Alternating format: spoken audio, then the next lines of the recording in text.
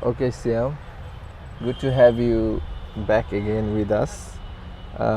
In the last episode, we heard about your total journey from starting your masters to finishing it successfully, like while staying in Houston. And then you started the story of the next phase when you moved to New York and started another journey of your life in US.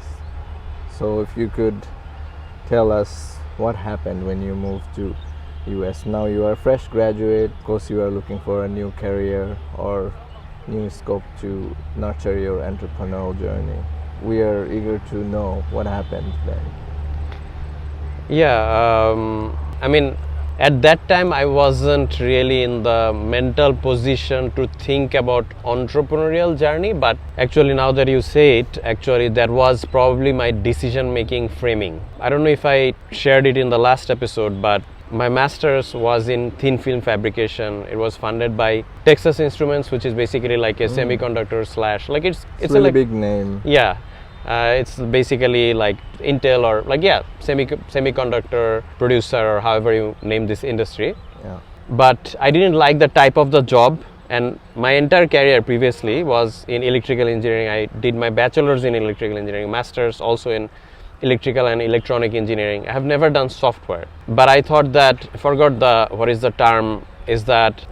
is this term called sunk cost fallacy. So if you have already invested somewhat into a process, even if you realize that it's the wrong decision, sunk cost fallacy is that I have already invested, let's keep digging the hole. So I was like, okay, I do not want to fall into the sunk cost fallacy. Sure, I did invest 6 years of my life in electrical engineering, but I was in Bangladesh and then I moved to US, got scholarship. I really didn't have any freedom to choose the major which I liked.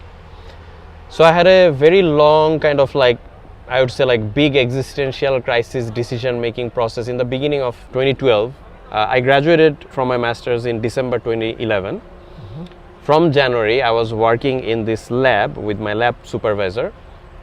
So almost for the first 4 months, I was being a lab manager in my OPT that day, you can do a voluntary kind of job in that situation, in a low paid job in my lab. But I was thinking that how do I choose, should I shift to something or not shift? And bringing to this entrepreneurial, I think I didn't know this label entrepreneur or anything, but my thing was that I wanted to choose a skill it's silly how I made the decision. I thought that, okay, if I go to Intel, if I go to Texas Instruments, if I work there for 5 years, can I start another Intel? I was like, no, the answer was no. Starting a Intel requires massive capital. At least back then, starting a hardware business, or heavy tech, deep tech businesses were very difficult. It was unthinkable. So I thought that, okay, I wanted to learn a skill which I can do something on the side and which can transition to entrepreneurship or at least freelancing or give me some freedom of some form. So yeah, I did choose that based on okay, I'll go and pursue something in software. That was my starting in Houston. And basically, as I said in the little bit in the last episode, that I told my lab supervisor, manager, my thesis supervisor, that hey, I actually landed a job in New York. I'm going to move to New York. So I sold I left everything. I had $3,000 in cash. I had an old Nissan Altima, almost broken, and started driving from Houston to New York, which is like a straight driving is 24 hours drive, just drive. Okay. So I had few more other people who are planning to go to New York, so I made it a hitchhiking kind of a trip where people are going and we're dropping off whatever.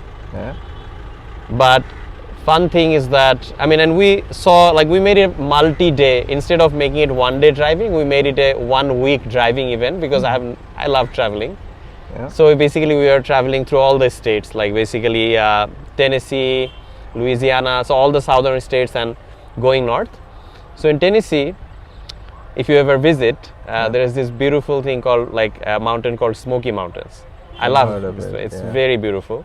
While we were driving through Tennessee, our car in the mountain roads, this $3,000 old Nissan Altima, it broke. it basically like started shaking on the highway, Yeah. and then suddenly we heard like a doof, like a burst.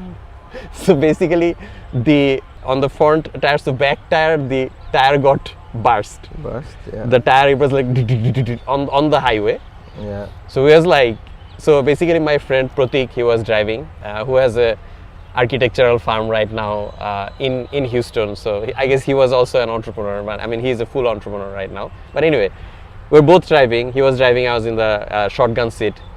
We had to stop, and then we stayed in a random hotel in Tennessee and fixed the car. But anyway, that was I would say I didn't realize, I think that was the first signal that this year will be eventful. So 2012 will be going down. It will be a bear market in my life, and basically that was the starting indicator. Anyway, we fixed the thing. It was a really fun, adventurous trip. Like we went to the Kentucky Fried Chicken. We went to the first KFC shop ever. So it's called Sanders Cafe. So, and then we went to so we went to a lot of like fun things on the way.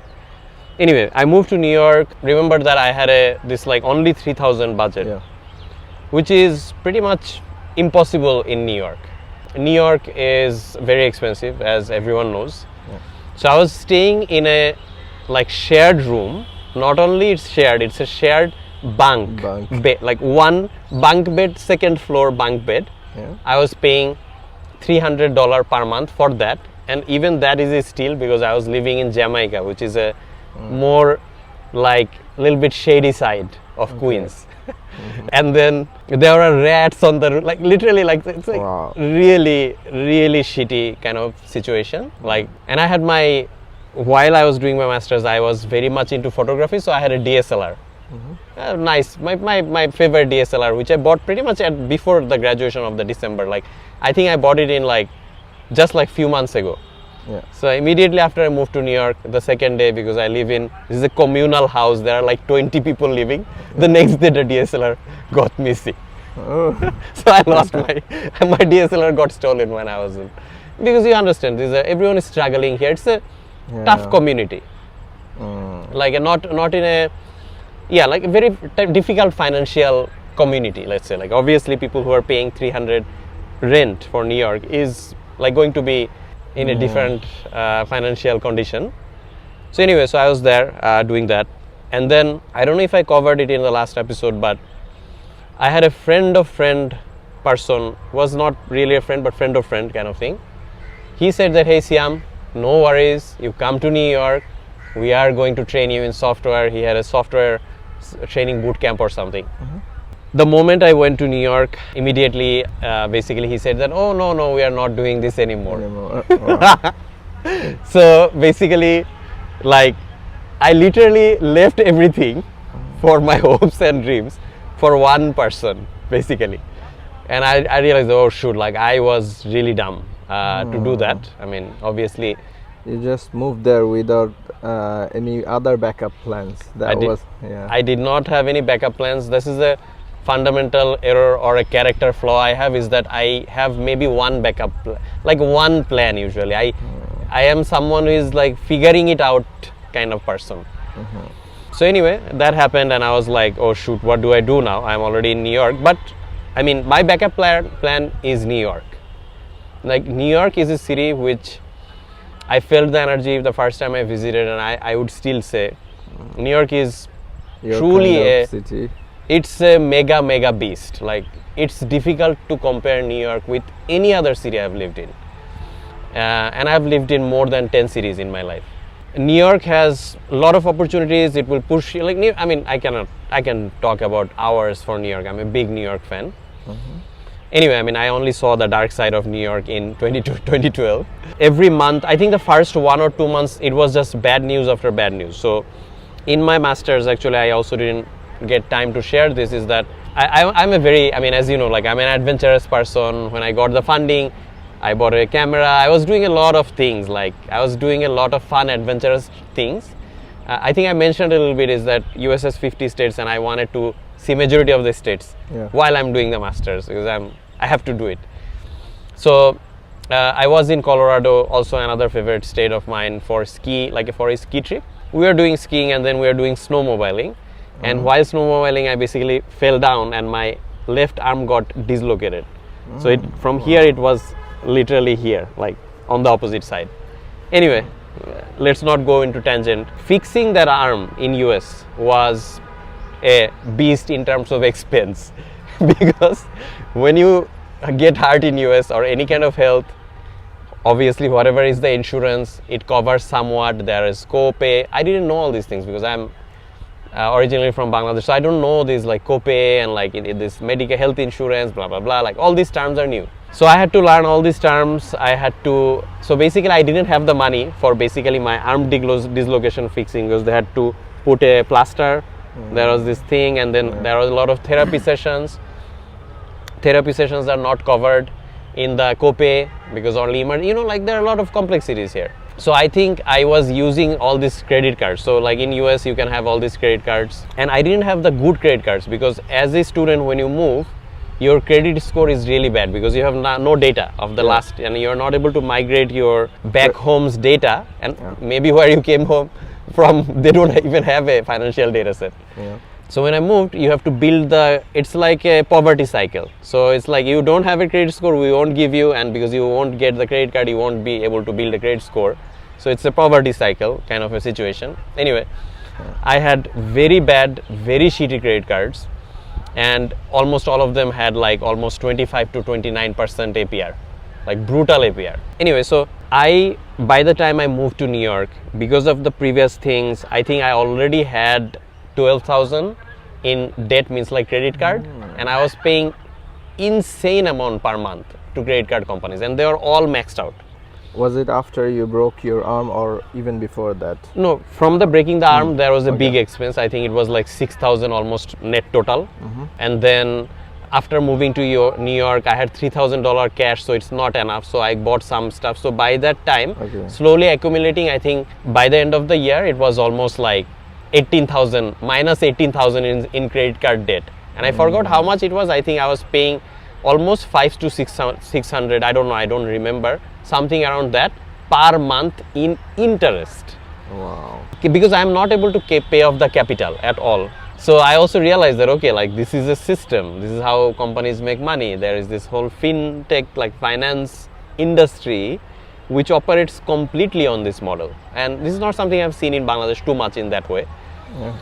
Anyway, these are all small learning and data points. The first couple of months in New York, I had this small cash. You cannot pay most of these things in credit cards. So every month was becoming more stressful. Number one is that I don't know how will I land a job. This is one side of the stress. Again, questioning my decision. Again, the previous deja vu situation that I again fucked up. I should have stayed in Houston. My master's was good. I had a lot of people who are in my network. I could have landed a good oil and gas job in Houston because I had a network. Again, same story, back like my decision making from Bangladesh to US. I asked everyone in Houston that, hey, should I move or not? 9 out of 10 people said that you should stay in Houston. There are a lot of oil and gas jobs. You are an electrical engineer, you'll get a job, very high paying job. But same, oil and gas, like I didn't want to do hardcore engineering job because it doesn't give me that type of freedom. Only Pratik, this guy, this friend, entrepreneur friend, he said that, Siam, you are a driven guy, passionate guy, just go for it. I'm like, okay, I'm seeing the repeat movie here, so let's just, you know. I'm like, okay, let's do this. Anyway, so coming here, I had on one side that, okay, I don't know what's the next stage. How would I navigate landing a software job, because I don't know anything. I'm sure you can relate because you're also in similar transition in your life. And then on the other side, my runway was going down. So first I am paying from the cash, the credit card debt, 500 to 600 per month. I have 3,000 cash. I'm paying rent, everything going. So I had maybe 3 months of runway maximum, food, everything, 3 months. So every 1 month was getting more stressful. Like, what will I do after the 3 months? So during that time, you were not considering doing any like part-time job, any? Oh, I was considering, but I talked with every connection, every friend I knew. every person I knew. I was talking to all of them, but New York is new, so I didn't have so many connections, and it's not like odd jobs are abundant. Even that is difficult to find. It's a new city for me. It's like restarting again in another city. So what I did is that anyway, so I think probably almost at the 2.5 month time, after talking with I think more than 100 friends of friends and networks, and like student association friends, network of network friends, everything. There are so many unhopeful discussions with so many people, so many negatives. Eventually one said that, hey Siam, like we might have a opening in this, like like in New York there are like this halal gyro stands. So they sell the gyro, like the halal gyro, halal guys, like it's very popular in New York, one of the signature of New York. In the halal gyro, first they said that, hey, like you don't have experience on the front end, so front end and back end. So front end on the halal gyro, but before you load the things in the gyro, you can work in this back kitchen. Back kitchen means like loading this burger patties. Loading the patties, it's all in the frozen. Frozen, like so your work is in the back end. It's a full physical labor job. You have to load all these big patties, big things with this movement thing. I don't know what is it called, pulley or whatever. And then you move it from the freezer, get it out on the door, pack it on the car, and then the car drives. So that was I would say like almost two months that job I did, but it was insanely physically difficult because I'm not like a muscle man or something. I'm a normal strength person. So, but I was doing it. I mean, it was a shit job, but it was paying my rent, and I was able to pay off my debt. I mean, so rent, debt combined, I think my monthly expense was, I mean, debt was 500 to 600, rent was 300, and I think 200 food. Let's say 1,000 was my monthly burn rate, which is like under the water in New York. It's insane. And actually 500 per month, because 500 was debt payment. That means you were living a very limited life. I mean, no recreation, no extra. Recreation, even food is minimized. Like recreation is much later. Same clothes, multiple days, like the lowest. So I was in that for like, I was doing this job for 2 months, but obviously it was difficult. So I was like getting to know more and more people in New York and blah blah. So as you know that I was in OPT, and in OPT you cannot really be unemployed for more than 90 days, So there was one favor my professor did, is that he was basically giving me this like voluntary, he said that you can show it as a voluntary experience, it's okay. So I didn't have that pressure. I did have the pressure that my OPT will run out and the OPT extension time will come, and I cannot do voluntary thing anymore. So that was the thing. So that was giving me this 1 year runway, at least like in terms of immigration, not financial runway, but immigration protection. So I found another job in a party hall. It was in Woodhaven, New York. I mean, anyone who lives in New York, they would be able to relate. So this party hall was like a party hall where there are like marriage ceremonies, wedding ceremonies. And my job there was like to wash the dishes. So, and then bring all the dishes and put on the table for 800 to 1,000 people per event, per day. Wow. So it was an insane high velocity kind of thing. But there I met a lot of, both in this gyro stand experience and also here, I actually met so many smart people. You cannot believe. I had a colleague from Nepal, colleague from Iran, another lady from Pakistan, many immigrants from many countries actually. I mean, I'm not mentioning any specific names or countries here. One of them had bachelor's in nuclear engineering. Another one had some HR degree. Like smart people, like they are smart people, they are vetted people. They had these degrees from their back home countries, and they came here through some immigration process. And I was like, wow, these guys are like all doing this job, but they're capable. They're under in their capacity, and it's not like they're not smart. They're just not able to figure out. The immigration maze is very complex, and they just do not have the network so that they can connect, and landing a job in the US in general is difficult. And if you're an immigrant, it's more complex because of these immigration rules. So I met all these smart people, and that's also another time which I realized, I mean, this will all come later in my entrepreneur, like how actually my company got born, but these are all the data which eventually inspired me, that I realized that there are so many people who are struggling who are also smart in their first phase of their life. Anyway, in this party hall, this manager also was like a restaurant manager, kind of like uneducated person, and I have seen so much abuse. Like, he was obviously abusive towards me verbally, but this Pakistani female colleague, he was physically abusive, literally physically abusive.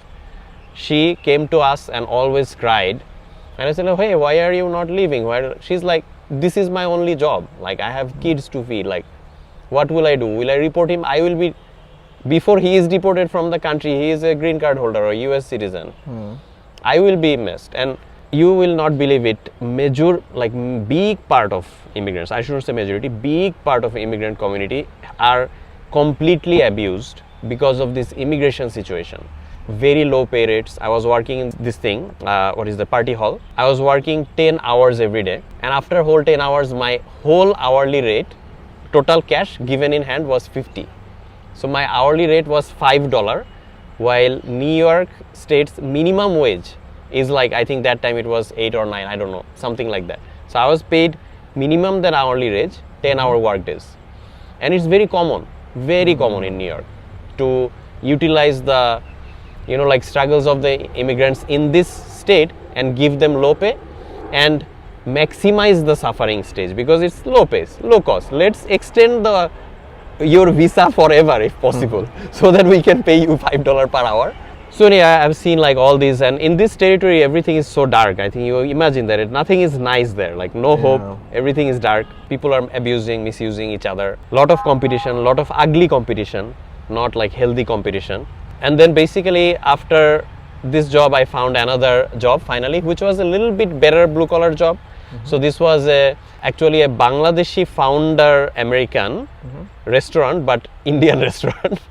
Labeled as Indian restaurant because obviously bigger brand. Obvious reason. Yeah, bigger brand. And a Indian premium Indian restaurant. It's called Saffron.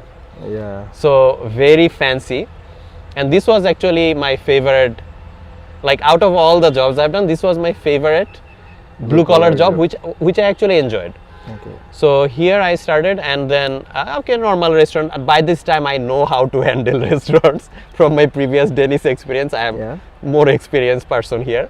So I was doing the restaurant. Within 2 or 3 months, I think this manager, he was so happy. He basically gave me the entire managerial role of the entire shop. First I started only as a host person, server, blah blah. Then I'm like, no, Siam, you can do this. Oh, you can do the accounting. Oh, you can do this.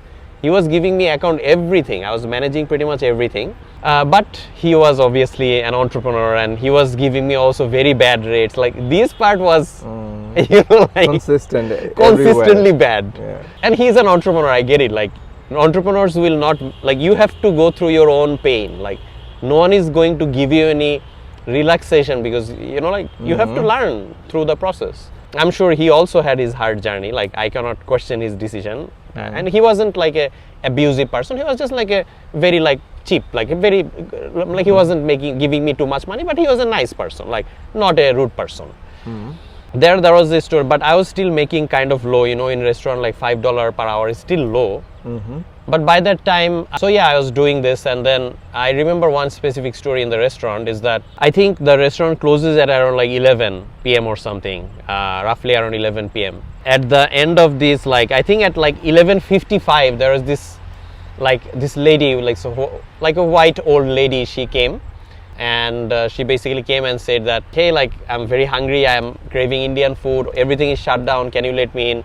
I was like, no, it's like too late. And my manager also said that, hey, like, shut it down, no worries, like blah blah or something. Or so basically, my manager said, hey Siam, if you can do it, do it. But he was obviously not there, and I already am overworked. But I'm like, okay, sure. I mean, I will not make any extra money out of it because he doesn't pay anything, and he also in this taxing and stuff, he's in the tips also. He was taking my tips as well. So as I said, he was a soft-spoken guy, like verbally not abusive, but actually very cheap. So like a different type of problem. So whatever the tips they write in the check, like check or whatever, if it is not given in cash, there was no way I was able to take the tips. If it is given in the credit card, you write how much in the tips, he was taking the tips. Wow. Anyway, so I was like, this lady, she came and I was like really talking, and we talked. I mean, she was very chill. She thanked me so many times that, hey Siam, thank you so much for, what's your name? Oh, what is Siam? And I said, oh, it's from Ramadan, and we had a good connection. She was very nice and genuinely curious, and she was like, oh, she heard my story, like, wow, you are like really strong, and like you're doing a lot as for your age, and like you're doing a lot alone and stuff. Just before leaving, she literally gave me in the thing, like in the like in the payment, this hidden Handbook. menu handbook. I opened it and I saw like $100 bill cash, literally for my tips, and I think she had like probably $40 of food, so my tip was 100. Wow. So I was like, wow, like, oh, like, do I need to change? Like, what is the thing? Like, no, Siam, you keep it. Like, you like, I literally like, I was so emotional that time. Every day I was making $50. So 100 is my 2 days of 20 hours of work's payment. She said that, Siam, not only you keep the money, if you need any help, I am your mom in New York. If someone bullies you, I am very well connected in New York. I know a lot of people. I'm an original New Yorker. She was a real estate kind of like agent, and she was so impressed, and she's still in my like connection now, like she's still a friend. And she said that, hey, yeah, like, no, like, just keep it, treat yourself. So that was really like this, like even in this struggle moments, there are like all these like angels who will come in your life and then give this little bit water, which will feel like a lot. Now 100 doesn't feel anything for me, but it's kind of like sad that like in life, you when you have a lot, you completely don't feel that much. 100 feels low, but that time it's kind of, I mean, without really destroying my life, it would be kind of nice to go back and being able to appreciate the $100 bills again when you get it for the first time, because it's so special. Anyway, so but just before that similar type of situation, that I was in New York, I was sitting, I remember so many times in the F train, J train, because I was living both in Queens sometimes and in Brooklyn, like crying in the middle of the 3 a.m. in the subway station. If you ever visit New York, there's a subway station, and literally sitting and crying. So obviously this 100 is not much for software development, yeah. But that time, especially in that moment of my life, it was a lot. It felt like a lot. So in the meantime, obviously, that's not my main job. I was just doing all these things to kind of like as a survival, pretty much. But I also had this OPT ticking time bomb that, sure, I have this voluntary experience, but that is running out. I think I had probably 5 to 6 months left. And OPT extension, it has to be related to your major. You cannot show your voluntary experience. It has to be a paid job. There are a lot more complexities. So my stress was building up, both because I wasn't saving any money. I was just literally brim to brim, month to month, no savings. So obviously that couldn't sustain long. In the meantime, parallelly, what I started doing is that I started talking to, again, a lot of people, and again, just gathering data on software. That software is a big field. What do I start with? Some people are saying Java is big, do Java. Some another people, that time there was like SAP, man, do SAP. And then some other people were saying like mobile app, like that time Apple was just kicking up, like released in 2009, that was 2012, very fresh, very early, baby. One of the friends were saying iOS development actually only, but QA, do QA, software testing, Selenium like testing, BA, business analyst. All the things I was hearing, I'm like, I can do all of them. Like all of them sounds good, but what do I start? Like what do I do? So I guess like some of the parameters of my decision making based on all this information I was getting was that, like, number one, which has I have to focus on the salary, which has a good starting salary and a good salary growth. More and more people I was talking with, this was factor number one. Factor number two is that which is least fireable, like last person to get fired. because defensibility is important. I am in Yeah. OPT extension, immigrants cannot be fired because when they are fired, they have to leave the country. It's not only leaving the company. So that was another one. And then another one is that, okay, do I like it? Like, do I actually like that whatever I'm doing? So I was QA, BA, blah, blah, blah. I started doing some QA training. I didn't like it that much, honestly, and the salary growth, and when I heard that these are not good. Finally, luckily, I bumped into iOS development, and such a amazing career to start with the Apple ecosystem, like such a smooth, like I loved the Apple ecosystem as a developer. So I started building. Basically, I had a mentor back then, and basically I got some money and bought a Mac. And this was an investment, but I was convinced that this is the right thing to do. And for the reasons is that, number one, Apple developers were one of the highest paid developers back then. More than Android, more than any developers. It's the most premium and most niche. It's not a very common language. Objective-C, no one uses it. And whoever was giving me the advice said that, like, problem with this job is that it's a very niche job, but if you get it, you will be doing really well, because it's not too many people knows Objective-C. That time market was empty, honestly. So there was one. Salary growth was high. Development in general, salary growths are high in development roles. And then finally, what was the other factor I was considering? Like, defensibility was high, that firing. Yeah, these are, I think, like, there was a good one. Oh, do I like it? When I heard that Objective-C is like making iOS apps, I was instantly able to connect other than SAP or any other roles, because I have been using few like apps by then, not my phone. I was an Android user back then, but I'm saying that I've seen some iOS apps in my friend's phone and the senior brothers' phones. And I was like, okay, I want to make something which I can build and I can touch it. Me personally, you can interact with the things. I can play with it, and my friends can play with it, and I can make something and show my friends that, hey, I made it, you play with it. So I'm like, wow, this is like a perfect thing. And I started learning iOS development while I was doing this restaurant, all these things on the side, YouTube videos, and this mentor was actually really helping me. And he also had a kind of like an income share agreement with me that he was teaching, but that's how I got I mean, these are all coming to algorithm. Okay. all these ideas. These ideas are all getting embedded into my database without me noticing them. And he was a very senior iOS developer, Vivian. Right now he's in Delta, very, very senior role, and amazing guy, originally from India. And yeah, awesome. I have a lot of respect for him, because he kind of taught me. I think it took me almost 4 to 5 to 6 months to do the basics. So I was doing all these things and parallelly doing it and doing interviews. And eventually, I would say I think on the 10th month of my OPT, 10th month, which is last, I have to apply for my OPT extension. Otherwise, I'm doomed, immigration wise. That's the month, April 2013. Again, will not forget it. I got a job in Farmers Insurance, which is a insurance company based out of LA primarily, but global, like national in US.